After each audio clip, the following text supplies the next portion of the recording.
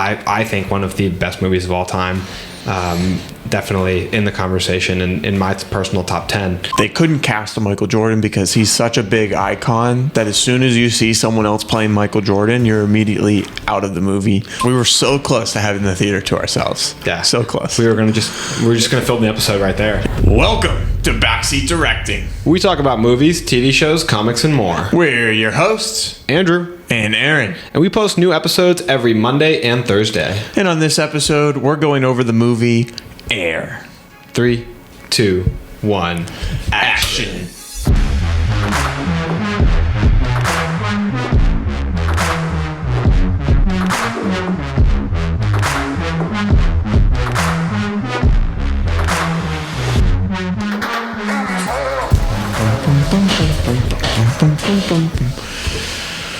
All right, Andrew, new movie came out.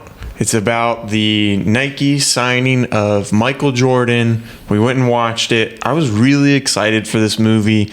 I was in the mood to watch a movie that was a little more serious. You know, I feel like I came off of watching all 4 John Wicks back to back to back to back.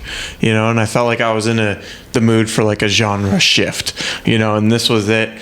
We watched it. What were your first thoughts after seeing the movie Air? So going into seeing the movie, I kind of gave it an unfair bar and was saying that I was expecting this movie to be like the Social Network of this industry, Social Network of, I guess, the shoes sales. And sports, and that's a really high bar, but I gave it that bar because and for those that don't know, Social Network's one of Andrew's like favorite movies. Yes, and I gave it that bar because of the cast that I saw signed onto it. And I mean, I know that Ben Affleck and Matt Damon co-wrote Good Will Hunting together, which is another one of my favorite movies. So I maybe had too high expectations going into it, but leaving out of the theater, I definitely felt a little disappointed, and I felt like the movie was good, but felt slow and long, and it was just missing something. Like when the movie has like an X factor, and you just have like that hunger in your stomach where you leave the theater and you want to watch it again, and you're like, oh, that was good, I'm still thinking about that movie, I have questions about that movie. I don't have any questions about this movie. I don't have any like yearning, burning desire to watch it again or to continue to think about it. But what did you think? It's kind of harsh. I know what was missing, and what was missing was Michael Jordan. You know, like, I felt that, yeah.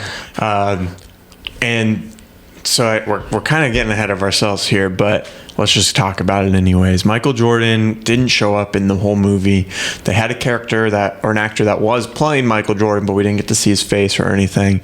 And Ben Affleck, who acted and directed this movie, said that they couldn't cast a Michael Jordan because he's such a big icon that as soon as you see someone else playing Michael Jordan, you're immediately out of the movie because you know that's not Michael Jordan. What do you think about that? Because I would counter that they've had people play Muhammad Ali, and they've had people play Martin Luther King and Abraham Lincoln and these huge larger than life humans. Why is Michael Jordan different than the rest of them? I feel like Muhammad Ali is a good comparison.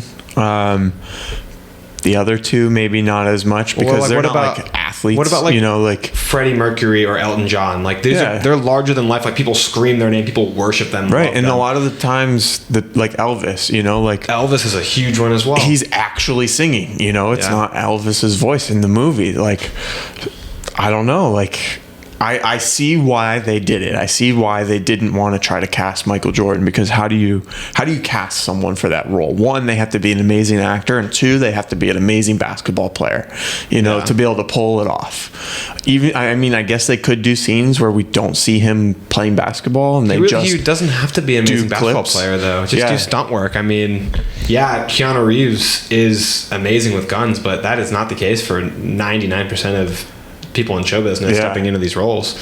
No, I don't know if I'd want them to do that or not, but I definitely felt that missing from the movie. I was expecting them to throw in more clips of Michael Jordan himself, like maybe some like behind the scenes footage that they had. I mean, he's obviously very popular, so they had a camera following him all the time during his career.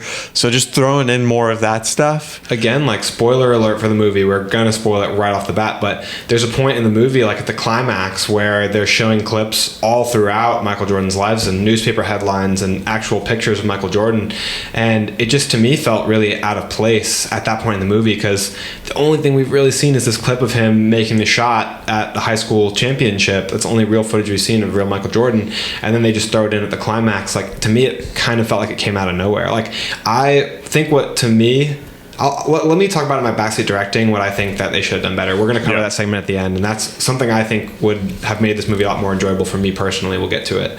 Yeah, so kind of backtracking here, movie summary, we kind of already talked about it. The movie summary is very like straight to the point. This is the story that tells Nike's pursuit of Michael Jordan through the perspective of Sonny Vaccaro. Yeah, at the time, Michael Jordan was top 3 draft pick for the NBA, and then the shoe game was kind of had Converse on top as the official shoe of the NBA. Below that, Adidas was like the cool up and coming shoe that was rising in the basketball world. And then there was whale poop, and then there was Nike basketball division, because Nike was doing very well with tennis shoes and running, but they were not breaking their way into sports and basketball, especially at the time.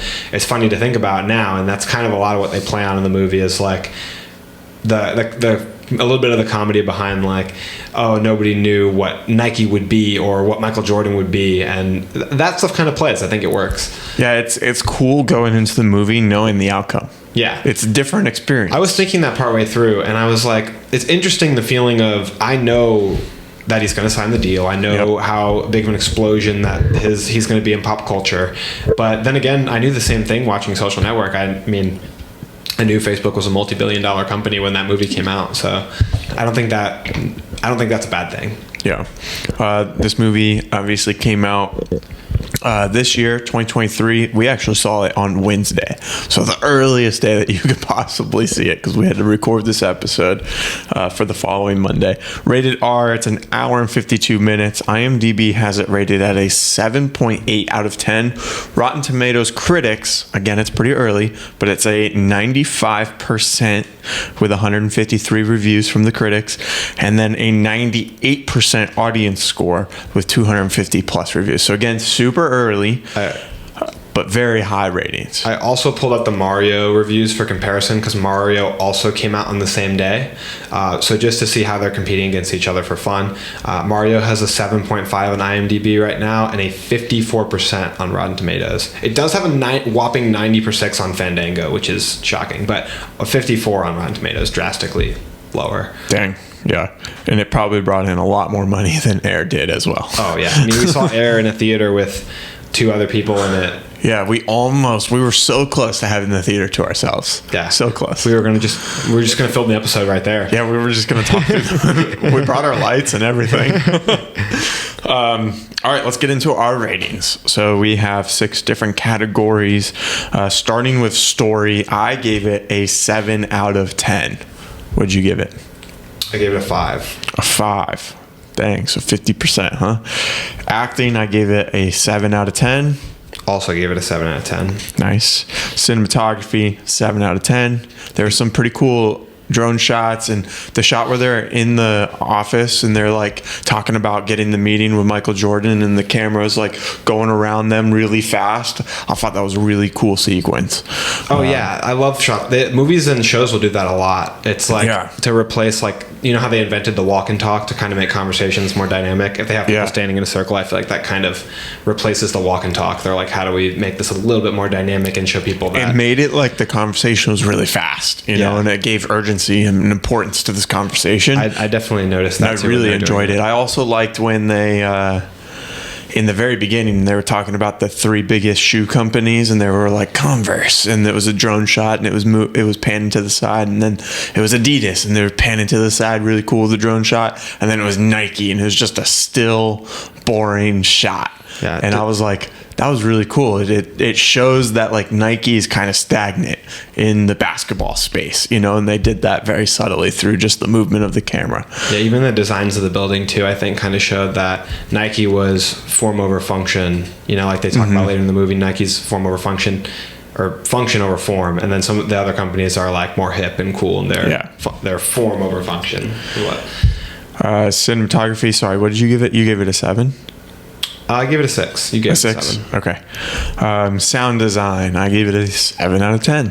I gave it a 7 as well, mostly for the soundtrack, music choices. Yes, I agree. I was bopping my head. I even leaned over to you at one point and I was like, man, 90s hip hop and rap just hits different. It felt very authentic to the time period. Yeah. Everything that, and the next category we're about to go into is set/character design, and my rating on that is also based off of the way that they really captured the time period. So what did you give it? I gave it a 3 out of 5. I gave it a 4 out of 5. Okay. I felt very much That's like valid. the way that they started off the movie, which was 90s music and 90s commercials and culture, and it seemed like actual footage from the 90s. Yeah, and then progressing through the movie, just like I was watching as Matt Damon's character Sonny, he's going into is it North Carolina?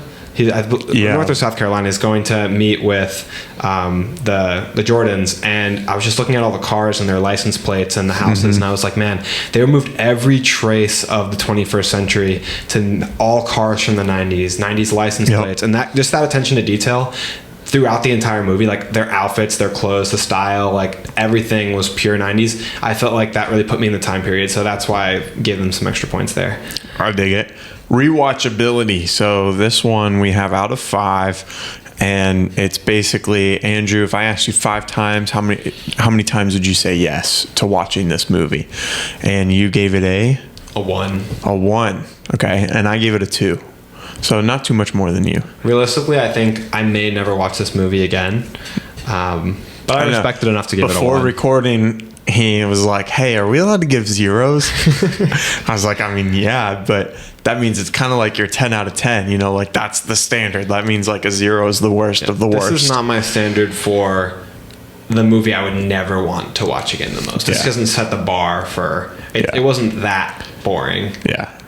I mean, I kind of agree with you. You know, a 2 is pretty low. Is pretty low, especially for a movie that I was excited to go watch. You know, and I did enjoy this movie a lot. What was your overall score? It came out to a 6.6 out of 10. I gave it a 6.0. That's what it totaled out to. So this is, I think, one of the lower scores that I've given a movie. And I was thinking back, I was like, this is probably the best lowest score movie that I've given since we've come up with this chart. The lowest score movie that you've enjoyed the most? Yeah. Does that make sense? It does make sense to me, but I kind of feel like, and we both are fans of Matt Damon. I feel like that is kind of really carrying the weight of your positive feelings towards this movie. I think maybe looking back, like even just a couple weeks from now, I feel like you might see it less favorably once the Matt Damon's worn off it. Yeah, but I mean, it was slow. It was fun at certain points. I'm also coming off of just watching The Last Dance, you know, so I'm at a Michael Jordan high right now, you know. That's what I feel like. But I mean, I get it. It wasn't as good as I was hoping it to be. But with that said, it wasn't bad. But you're right. The actors are definitely the biggest draw to this movie after seeing it all. You know, it was definitely the best part.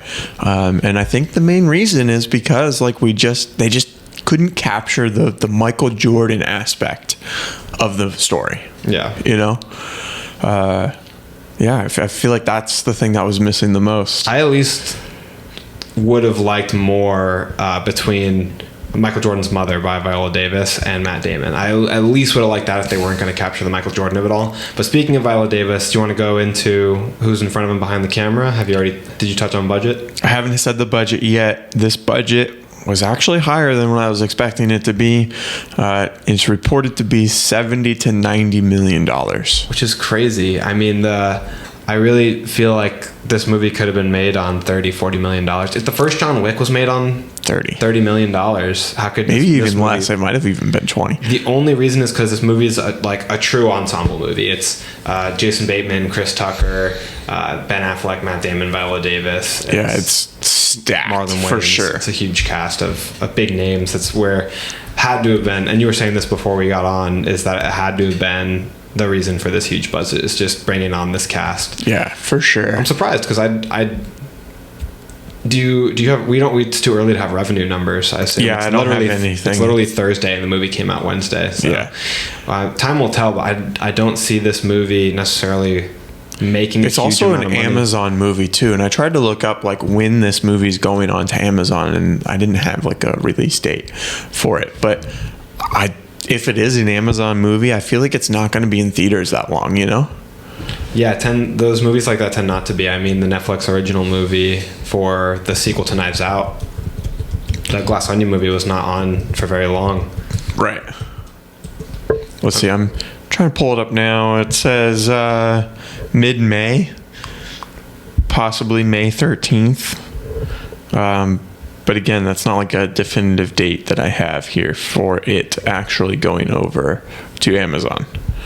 So that's only a month and a half. We'll see. Maybe they'll prove me wrong. They've got some good ratings. Yeah. All right. Who made this movie? We kind of touched on it a little bit, but who are all the actors? Who's the director? Who's the cinematographer, composer, and all that? This segment's where we talk about who's in front of and behind the camera. We usually like to start with who's behind the camera. So the first person that we'll talk about is the director, Ben Affleck, who's also a star in this movie.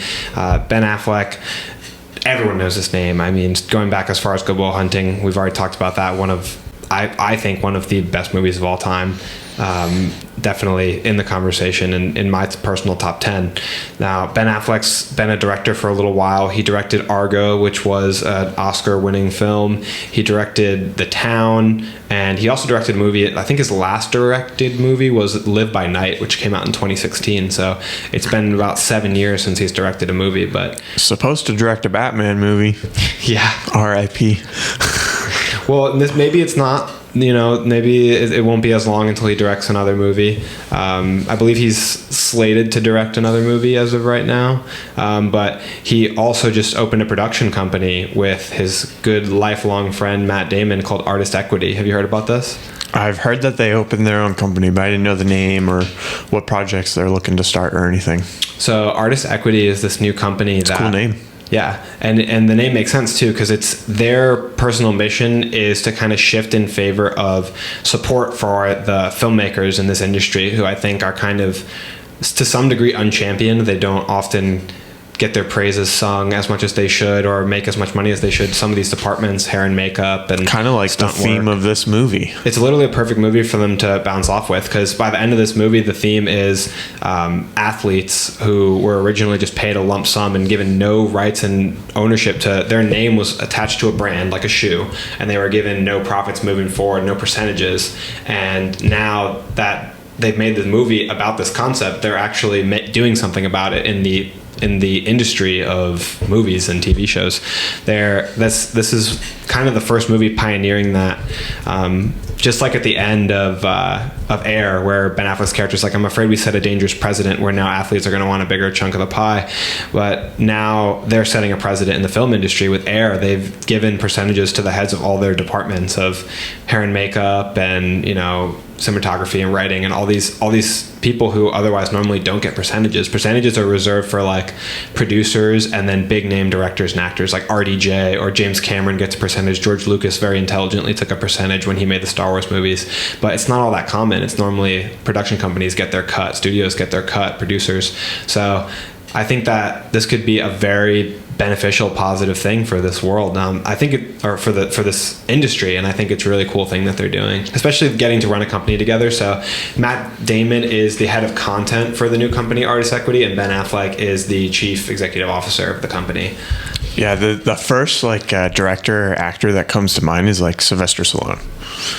He made the Rocky movies, but doesn't own a cent. Does not see a percentage from them at all. Although he is a multimillionaire, you could argue off the back of the Rocky franchise, off what that did for his career. He doesn't.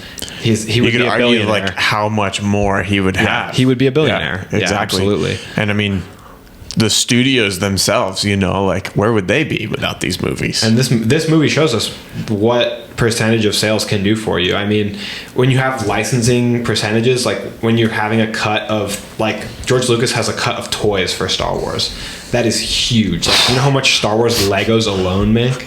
And like the end of the movie Air tells us that Michael Jordan is a billionaire. He's making hundreds of millions of dollars of passive income a year. It said on there that he's making $400 million a year in passive income off of the Air Jordan brand. So that means basically in 3 years, he's made over $1 billion without doing a thing. And yeah, that's what I was going to say. Passive income means he doesn't have to do jack. Yeah. He's already done collects it. the check. Yeah, he obviously had to work very, very, very, very, very hard in the past. Yes. Those shoes would not sell $1 billion of shoes a year if he wasn't Michael Jordan. Yeah, exactly. But with that said, I looked up Michael's net worth, and I feel like this number's low, but it says $2 billion, which net worth is hard to judge too. I mean, yeah, Michael Jordan's not sharing his finances openly to them. So I would say net worth is probably like the bottom of the barrel of how much he's actually worth. You know, I mean, which is so hard to think. Have you seen the the comparisons of how big $1 billion is in terms of time? No. I'm gonna try to look that up. I've seen it with the rice, like $1 billion. With like one grain of rice is $1,000, and they show you $1 million versus $1 billion. It's wildly different. I'm gonna look this up. While I'm doing that, do you want to continue to go over who's behind the camera? Got sidetracked on director. So the writer. This is actually an interesting story. So this is kind of a sideline also. I will say, so that we don't go in the name of not going back and forth too much. Let's talk about the cinematographer first. That's Robert Richardson, who is a big director in terms of doing a lot of movies for Quentin Tarantino and Martin Scorsese, two of the biggest directors in history. He's done cinematography for a lot of their movies. Very famous director who does phenomenal work, in my opinion. He did the cinematography for Django Unchained, so he does really incredible work. But I didn't feel anything that special from his work in this movie as cinematographer. There were even some shots where I felt like it was kind of distracting, that I feel like the close-ups came in at a weird moment, or maybe we're a little bit too close on Matt Damon's face. Maybe I actually really liked the close-ups. I didn't particularly feel like they were well timed, and I feel like the movement of I'm the opposite. I enjoyed the cinematography a lot. I can see where you're saying how there was nothing that ultimately stuck out to you. It's definitely not like a Blade Runner 2049 or anything. I mean, they're in an office building. You see the fluorescent lights above them and stuff. There was nothing super crazy, but they had some really cool lens flares, and then just the camera movement. And I like really close shots. I like when they're almost unnecessarily close. I don't know. It's just something that I really enjoy. Well, that's why I gave it a 6, because I feel like it was good but not great. Yeah. It was just there was nothing there was nothing unique about the lighting or anything like that. It was all very fluorescent lighting, but arguably intentional to accentuate the nature of being a business and also the real world. The screen that we were watching it on, you can tell was really old. I don't know if you could see it, but I could see all the little spots on the screen and stuff. I was wondering what that was. I think it was one point when Viola Davis was talking, but it looked like there was a weird texture to the screen on the bottom right side. In the opening of the movie, there was a lot of grain on the actual shots, but you can see the grain moving.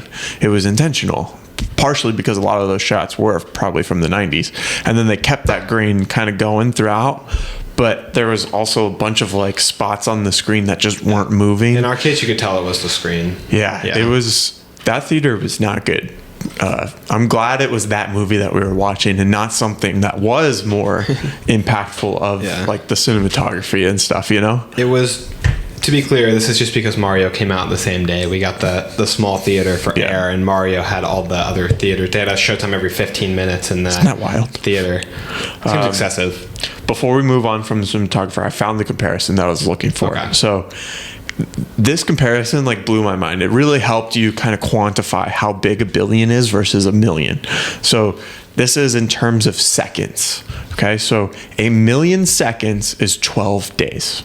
Okay, so just shy of 2 weeks. A billion seconds is 31 years. Wait, what? 31 years. So from 1 million to 1 billion, it skyrockets. Yeah, I guess it's right. It's times 100, then times 10. Mm-hmm. Yeah, that's crazy. Yeah, so this really put it in perspective. Like, okay, so he has 2 billion net worth, and we're thinking that's the low end, right? Yeah. Like, that's how much more money he has than a millionaire. Isn't that blow your, like, how do you even, like, comprehend something like that? You know? I'd never be able to spend it. There's not enough comics. I'm speechless. Like, it's so hard to comprehend that. Like, could you even imagine having $1 million? Yeah. Have you ever seen the comparison that says, like, for Bill Gates to drop $100 bill, it's not literally worth his time to turn back and pick it up? Yeah. It would have to be they say you would need a forklift to pick up the amount of money that it would be worth his time to turn around and pick up. It's insane. That's so crazy. Silly. Like, him buying a new house is like us buying $1 menu food item. But they both do a lot of really good charity work. Both we just mentioned Bill Gates and Michael Jordan. I mean, Michael Jordan, they showed at the end of the movie his mother has a charity foundation. Mm-hmm. And then LeBron James as well. Like, they do a lot of really good charity work. So props to them. I mean, I respect that a lot. Yeah, same, for sure. All right, but let's get back to the writer, because I have an interesting story. I want to hear your thoughts on it. As a content creator, I think you have interesting, maybe, insights or opinions on this. So the writer to this script is named Alex Convery. And if you look on IMDb, Air is his only credit, which is something very unexpected, right? When you're seeing this is a big movie, it has huge stars. Not only that, it's about a huge star. Yeah, who seems very critical about what gets put out about him, by the way. Yeah, they actually ran it by him. So the story of the script is that Alex Convery, he was kind of a screenwriter in his 20s, wrote a lot of scripts. I think that kind of got turned away, blacklisted. He wrote this script for Air, he said not really expecting much to happen with it, but it got submitted to kind of this list or competition where Ben Affleck got a look at it, and they picked up the script, surprisingly, and they wanted to make a movie about his script, which is crazy when, you know, somebody doesn't have any credits. And they actually took this script and they brought it to Palm Springs, and they looked over it with, I'm sorry, not Michael Jordan, but they looked over it with Sonny Vaccaro to make sure that the details were as close to accurate as possible. You know, maybe I'm sure they dramatized things in the story. Yeah, they took liberties to make it more of a movie. They talked to the actual main character in the movie to get details straight, and I'm sure that Michael Jordan was involved somewhat too, even though he's not in the movie. It's somewhat his story, so I'm sure they spoke to him as well. He was. Or his family. Yeah. So that, I mean, isn't that shocking to you that this completely changes this guy's life? Doesn't that make it feel like anything's possible? Yeah. Like, hey, maybe one day we'll make $1 off of this podcast. You know, like maybe one day we could actually make a short film. Maybe one day we could make a movie. You know, like, how freaking cool would that be? Make my wallet bigger instead of just my ego. Maybe make your ego a little smaller, honestly. No, I think it's just right. I think it's a good size. But I think that's a really cool story. And this individual, Alex Convery, he's done a lot of writing work before. Doesn't have cool. IMDb credits. He's written other things. He's written scripts. Maybe that didn't work out. He's done writing on other projects or been involved. But it's not like this was the first time he's picked up the pen and the paper. But his IMDb profile is blank.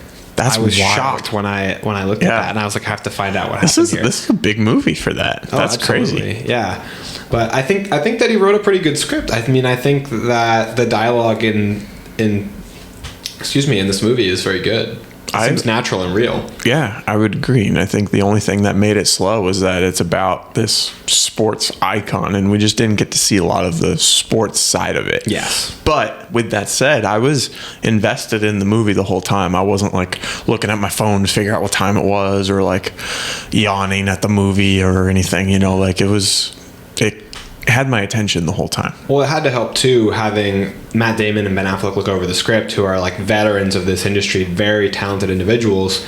And now, you know, as a young 30-year-old guy, he has this huge credit of this movie. I mean, the sky's the limit for him. I hope he continues to write. Yeah, I'm excited to see his next project. Absolutely. That'd be really cool. Good for him. So that brings us on to who's in front of the camera.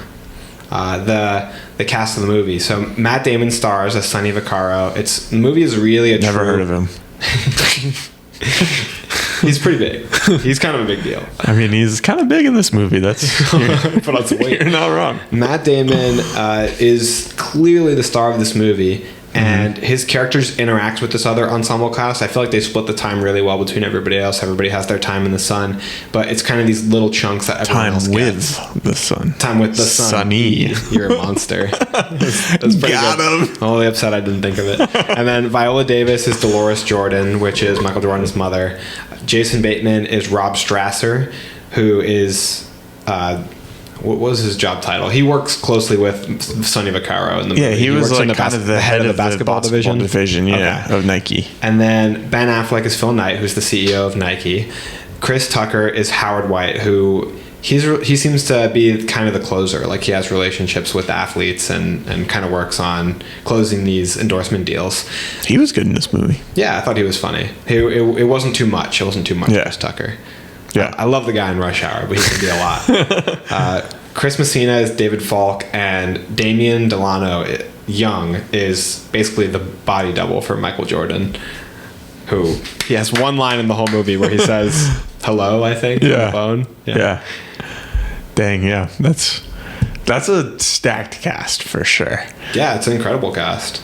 I think that they did a really good job. I think that I kind of wish for more of a dynamic between Matt Damon and Viola Davis on screen. When they were on screen, together, I really enjoyed it every time. Yeah, the part where they were talking on the picnic table outside of in the backyard of the Jordan's house, like that was a good scene, especially when Matt Damon is like impersonating the CEOs of the other two companies. Nines. Yeah, it was funny. That was good. Andrew, so this kind of feels to me like an Oscar type award movie. Where do you think, like, if you were in charge of like the marketing for this movie and stuff, like what would you try to push to get nominated for this movie? Viola Davis for Best Supporting Actress is the main thing I could think of. Yeah, that's kind of what I was thinking too. I think everyone else did a good job, but I think her performance was... I think people just really like her. Yeah, you know, she's like a great actress. I don't know if the performance itself was like above anything else she's done before. I don't think there was necessarily a lot for her to chew on. The whole movie is, I feel like, pretty subdued and realistic. It's not like kicked up to the 10th degree to be dramatized. It's mostly real conversation. So I think she did a good job of taking what was on the page and delivering it really well. She just didn't have like she didn't have like a scene like in Fences where she's getting really emotional and dramatic, anything necessarily like that. Right. I also wanted to mention Peter Moore is the shoe designer in this movie, who actually designs the first Air Jordan. He's played by Matthew Maher, and I wanted to mention that because I wrote this list before I watched the movie, and after watching it, he was one of my favorite things about the movie, so I wanted to make sure he was credited. Yeah, and didn't it say in the movie that he passed away like a month before the Just production? recently, before they announced the production of the movie, unfortunately. Yeah, that's a huge accomplishment. I mean, not only did he design the original Air Jordan shoe, he came up with the logo with the silhouette of Michael Jordan, which is iconic. For sure. And then the actor who portrayed him in this movie, I thought was really good. His, like, just his mannerism, his affect, his, like, kind of, what was a speech impediment, would you say? Yeah. I really enjoyed whenever he was talking. I find him really interesting and funny. So he was one of my favorite people to see on screen in this movie. Let's go into a little bit of kind of source code, if you will. This is like the segment that we do typically with like superhero movies and stuff, and we talk about like the comic origins and all that. I just wanted to kind of go over some of Michael Jordan's accolades, if you will. He's kind of like a superhero. Yeah, exactly. So let's start from the top here. Season MVP. He won 5 MVPs. Jeez. That's a lot. NBA champion, which this is probably his most well-known accolade, his accomplishment. He got 6 championships, 2 three-peats. So 3 years in a row. He took a year off, went and played baseball a little bit. This was also around the time that his father passed away. So he retired and he was tired and whatnot. And then he came back and won 3 more. Yeah, I'm crazy how the movie hits you with the death of his father, right? Because I know that should just be common knowledge. I did not know that. So after you didn't know that? No, I did not know his father was shot. And then watching the movie, his father's just so lovable. And then they just like throw that in. They're like, you should know this already. And I didn't. I was like, oh my God, man. That's so sad. Yeah. Dang. Yeah. So a lot of this stuff is talked about in The Last Dance, which is kind of a documentary about Michael Jordan, but it definitely touches on a bunch of other pieces that were involved in getting Michael Jordan to be who he is, and one of the episodes is about his dad and stuff. And like before watching that, I didn't know either, because I don't really follow basketball and I wasn't really old enough back then to really know about this stuff, so when I first watched that documentary, when it came out, I think in 2020 or 2021, that's when I found out about it. And I was like, wow, that was very emotional and shocking.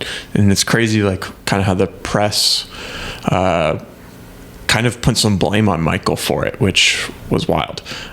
If you haven't seen The Last Dance, you should watch it. It's one of my favorite documentaries. It's like what Sonny says during his speech in this movie is what will build you up to be something that nobody could possibly be, and then they'll try to tear you down. That's when people come for you, when you're at your highest high. Yeah, when you keep winning and stuff and you're at the top for so long, like people just apparently get tired of you being at the top and they just start rooting against for you. But it's those like personal attacks that like, this is definitely going too far. Well, yeah, like why? It doesn't make any sense. Like one of the episodes of The Last Dance, he was in the playoffs or whatnot, and he ordered pizza late at night and then got really, really sick the next day for one of the games. And people think that the pizza was tampered with. Yeah. Isn't that crazy? Yeah. Like, why would I don't understand that reasoning, Yeah. But anyways, let's go back to these stats. God. In the finals, he won the MVP 6 times. So every time he won the championship, he was the best player on the floor. Scoring leader, he won that 10 times. All NBA first team 10 times. All defensive first team 9. Defensive player of the year 1. All-star game 14. All-star MVP 3 times. NBA slam dunk champion twice. Rookie of the year once, because, well, you can only be a rookie once. And then he won 2 Olympic gold medals. Yeah, in the movie too, Sonny says you can't be Shaq and Magic Johnson. Yeah, I think he's a different player than Shaq, but you can't be the greatest defensive player in the same year as the greatest offenser. And I mean, Michael Jordan was just like an explosive basketball player, winning titles on both offense and defense, winning Most Valuable Player of the Year, taking home 6 championships. He's a dominant force. And now, does that close out your source code segment? Mm-hmm. So let's follow that into backseat directing, because I would really like to talk about this.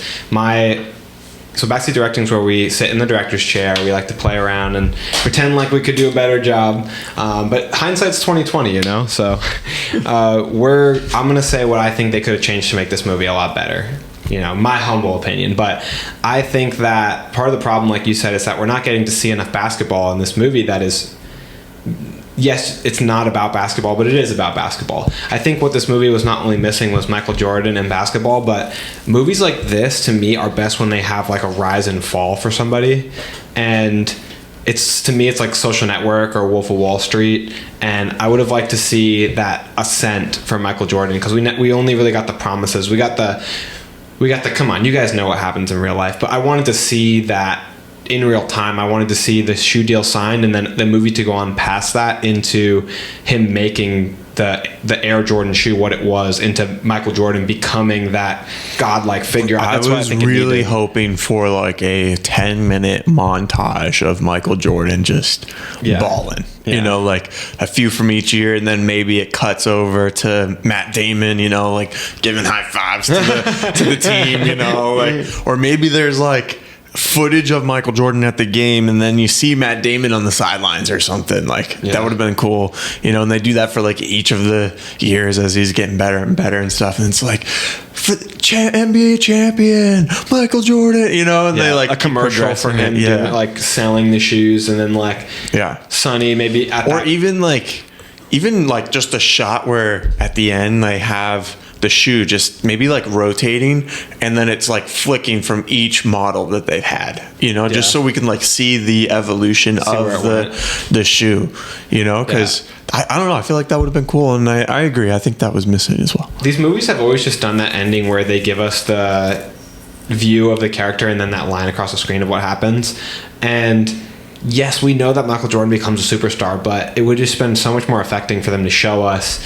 And it would have been cool too to see Sonny on that legislature, like arguing for athletes to get percentages and rights to their own name on brands. It would have been cool to see that as well. The tracks for both of them going forward, and the big differences that both of them made in the world of basketball and the world of sports in general.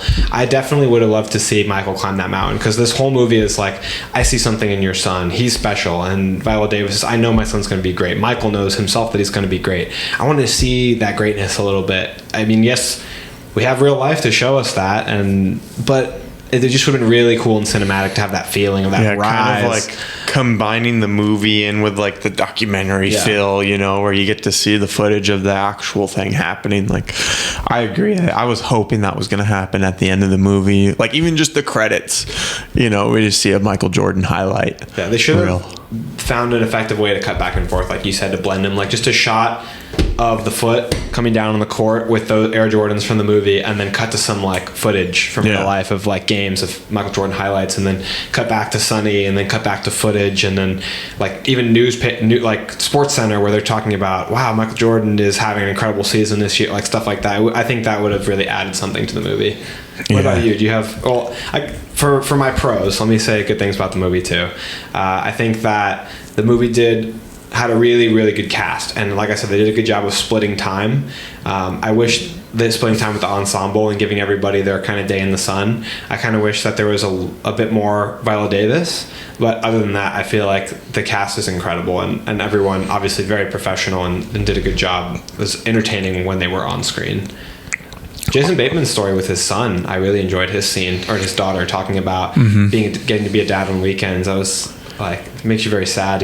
I think that he basically like tied in like how Sonny took all this risk as if it was only affecting him, but then it's not. Jason Bateman's character was like, well, look, I have a daughter, and like I bring her these shoes, and like this is how I make a living, and if this deal doesn't go through, like this whole division could go away, and Nike won't be in basketball anymore if we made this big of a mistake. It makes it very real, because this is a real life story. It made there be like stakes. Yeah, it's like when you're driving in a car and you suddenly realize, oh, every person out in all these other cars also have their own lives going on. You realize everyone in the Nike division has families to feed, and maybe they have dreams of getting promotions and working at Nike, and that's all going to be cut short on the gamble they're taking. If they don't sign Michael Jordan, this whole division will probably be cut by the board at Nike. And it was basically all because of Sonny, right? Because he went to the Jordan's house without telling anyone. He went over Falk's head. Yeah, and so like it would all be on him, and they did a really good job of adding stakes to something that we already knew the outcome of, and I think they needed to do that. That way we would be invested in the story a little bit. I still felt nervous. Knowing that the deal gets made, I still felt nervous about how everything was going down. Right, like maybe he got laid off. I don't know. Like because something didn't go wrong or go right. But yeah, I think that was a good point. I would say some pros for myself would be. I like the camera movement. We already talked about it. The camera movement was good. I see your point of like the shots being too close at some points and stuff. I like that stylistically, but I can see why that can be distracting to some people. But I don't know, just the dynamic movement of the camera. They made these just dialogue scenes interesting with the way that they shot it. I thought, the movie's just very gray. It's a boring movie. But they made it work. It's very much like office setting, fluorescent lights, beige and gray. It's not very. appealing, I think, to the eyes in a lot of ways. And then for my like backseat directing part, I'm basically gonna just second you. You know, like we were just missing Michael Jordan. I'm missing the basketball part of this basketball story. We were missing what makes these shoes sell for $1 billion. We're missing that connect. Yeah. You know? And third round draft pick Michael Jordan, whose name a lot of people don't know, is not what made them sell. It's what he ended up doing. Yeah. Which we kind of talked about already. Like that's a hard thing to try to accomplish in the movie, you know, but I think they could have done it with just highlights and footage of him.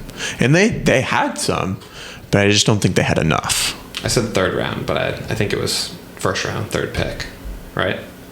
Third pick. Some other things that I really liked about this movie that we haven't talked about, and this isn't, I don't know if this is like in the backseat directing part or not, but the realistic dialogue and relationship or portrayal of the CEO, I thought was on point. You know, like just the CEO being like hyper focused on money, hyper focused on like telling everyone to like, oh, we have to be edgy and all this stuff. Like we have to take risks, we have to break rules. But then when it comes time to actually take those risks and break those rules, when it involves money, the answer is no. Yeah, it was, you know, like, are you crazy? We can't give our whole budget to one person. You know, like I feel like CEOs are like that a lot, you know, like it was the hypocrisy and the ego for me. Yeah. If you've ever dealt with somebody who is a CEO of a company, they want to seem like they're everybody's best friend, like they know everybody's name, but they definitely hold themselves up on a pedestal in their brain. Every chance they think they're above everyone else, but at the same time they act like they're everyone's friends. Yeah. It's Phil Knight in this movie was very much like always talking up his accomplishments, even the part where it was a joke, but always like, that's what I built this company on. I built this company. This company's now worth $1 billion. Like, I think I'll be remembered. That's what I was going to bring up. The scene right after they had the meeting with Michael Jordan and the Jordan parents, they left. And during that meeting, Sonny's character was like, look, none of us are going to be remembered besides you, Michael. Like, you're going to be what creates this legacy, you know, and then they left or whatever. And then Phil Knight's like, I think I'll be remembered. Like, I've done something that's really cool. Like, I made $1 billion in sales. Like, people are going to remember me. Yeah. To his point, he's arguably right. I mean, Phil Knight, the CEO of Nike, is pretty memorable. But does he have to say something like that? Yeah, he didn't. I mean, nobody else felt the need to talk themselves up in the room, but it's very good. I mean, and it's true to real life too, because we saw pictures of Phil Knight in his office with his shoes off, just like Ben Affleck was, driving the same car that what was it, great Porsche, with the Nike man played on the back. It was the authenticity that they brought to that character, I think, was very good. He's also just kind of funny to laugh at, like when he tries to slide the folder across and doesn't quite make it there. He's a good addition to the movie, and I think Ben Affleck as the director gave himself like a good role where he didn't eat up, you know, unnecessary amount of time. He put himself in a good spot where he could still. Yeah, he wasn't in the movie a ton. He really wasn't. I mean, but I feel like doesn't have that much less of a share in the movie than someone like Chris Tucker's character or even Jason Bateman's character. That, like I said, everyone has a good amount of time, a fairly equal amount of time, and they're rarely on screen together. It's just always usually one-on-one interaction with their character and Matt Damon's character. So a piece of trivia that I wanted to touch on for this episode is can you guess how many collaborations Matt Damon and Ben Affleck have had on and off camera? On and off camera? What do you mean off camera? Producing, directing. Oh, okay. And they like both worked on... Yeah, movies that they both worked on together. It's a good amount. It's more than you're probably expecting. I feel like that's a sentence to throw me off. You know, like it's more than what you're expecting. Well, don't guess 100. Okay. Don't go $1 billion. It's not that high. Think more of like lower seconds. They've been directing a series of short films together since they were 9 years old. 600,000. One a day. I'm going to say 10 to 12, 10 to 15. It's actually 20. This movie is the 20th. So, what are those movies? According to IMDb, it says that the movies are Field of Dreams, School Ties, Glory Days, Chasing Amy, Good Will Hunting, Dogma, Jay and Silent Bob Strike Back, Project Greenlight, Stolen Summer, The Third Wheel, Speakeasy, Jersey Girl, Feast, The Leisure Class, The Runner, Bending the Arc, City on a Hill, and then Jay and Silent Bob reboot from 2019, and The Last Duel.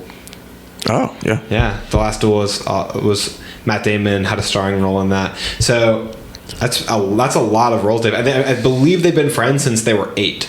Dang. Something like that, like 8 to 12 years old. They've been friends for that long since they grew up in Boston, Massachusetts together. Well, Massachusetts. That's really cool. That's a lot. Half of those I haven't heard of. I know. I was going to say the same thing. So many of these. I mean, I've heard of Jersey Girl, but movies like Speakeasy and Stolen Summer, The Leisure Class, Feast. I haven't heard of these movies. I wonder if they're good. Bending the Arc. It's a lot of them. I mean, there's a few that are somewhat recent, but a lot of them are 2004 and before. Yeah. For the majority of them, but then within the last 8 to 10 years, Bending Arc, City on a Hill, Leisure Class, The Runner, and the Jay and Silent Bob reboot, and The Last Duel. That's still a long time. I mean, it looks like they didn't work together from 2005 to 2015, so 10 years, but I'm sure they're still hanging out a bunch. Yeah. Isn't that cool, though? That is cool. Man, we should make a movie. You want us to be like Ben Affleck and Matt Damon? Yeah. Who would you be? Are you more of a Matt Damon or a Ben Affleck? I think that I'm a Damon.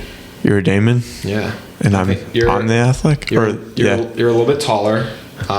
You're in better shape. I think you're a little bit more the Affleck. I mean, Matt Damon's been in pretty good shape for a bunch of roles too. He has been, but we're talking about right now. Yeah.